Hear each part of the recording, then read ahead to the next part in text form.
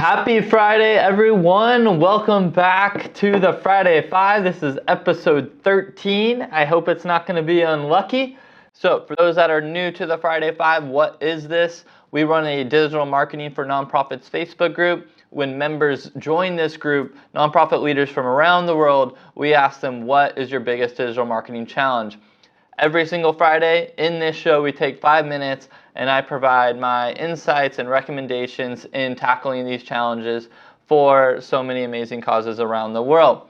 And we hope that you actually have the opportunity to really see yourself in this show. A lot of these challenges, there's tons of overlap, and we can learn, what are other organizations doing to tackle these problems, right? Which are often pretty similar. We're all looking for funding, we're looking for online giving, we're managing certain boards, etc.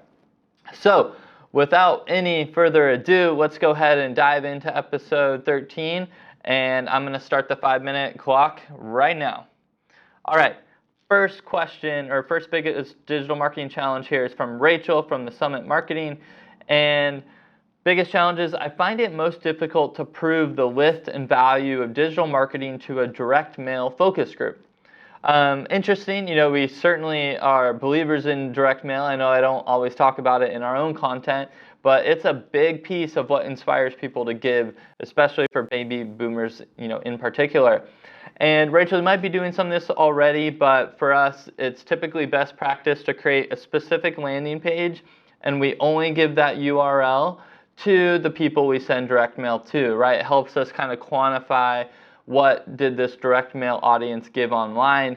You can also do other tactics, coupon codes, for example, some sort of input into a field onto that, form, which can help you tag that audience. So I hope that helps. Next is from Marie from the Science Museum of Minnesota. Biggest digital marketing challenge is simply tracking and strategy, 2 words. And one, Marie, I love that you're passionate about your tracking and reporting and really improving it and taking it to the next level. We've actually worked with a few other science museums, and certainly when it comes to ticketing and e-commerce at scale with so many events, it can get a little hairy. Hard to answer on this show. Nonetheless, I wanted to offer you a complimentary Google Analytics and Google Tag Manager audit. If that's something you would be interested in, our team would love to dive into that and give you some tips and kind of a roadmap in taking it to what you're looking for. All right, next question here is from Laura, the Executive Director at the Arlington Academy of Hope. And biggest digital marketing challenge is simply consistency. And for me, this is something a lot of organizations can struggle with, especially on the social media front. And it really just comes down to clear accountability and ownership. And from there, you have to, as the leader, really give your team members the reins. You can't micromanage. You can't force everything to be overly, scrutinized in some capacity, because that's not how social works. In 2019, we have to let urgency conquer fear. It's about volume. It's about documenting the journey of what you guys are doing, the learnings of, the kids from your community that are coming in, and not trying to have everything be perfect in the perfect post. It's not like a magazine page, right?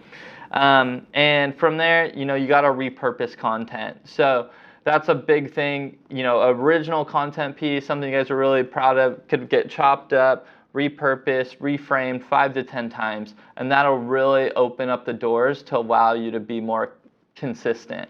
So I hope that helps.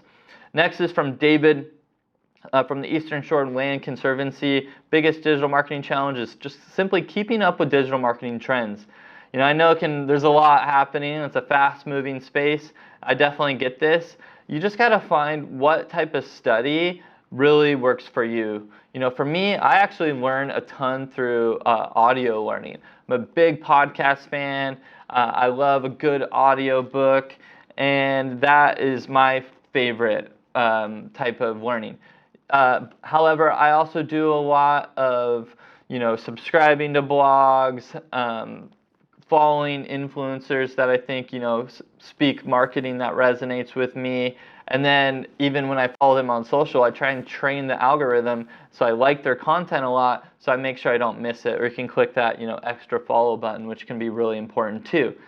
So figure out how you learn, how you want to learn, and just continue to do that. And hopefully our content could be that for you too. And subscribe, and it's this is a soft ask here to drive subscribers.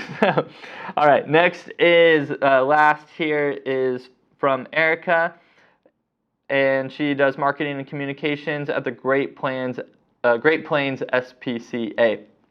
Biggest digital marketing challenge is generating donations from email campaigns and paid advertising.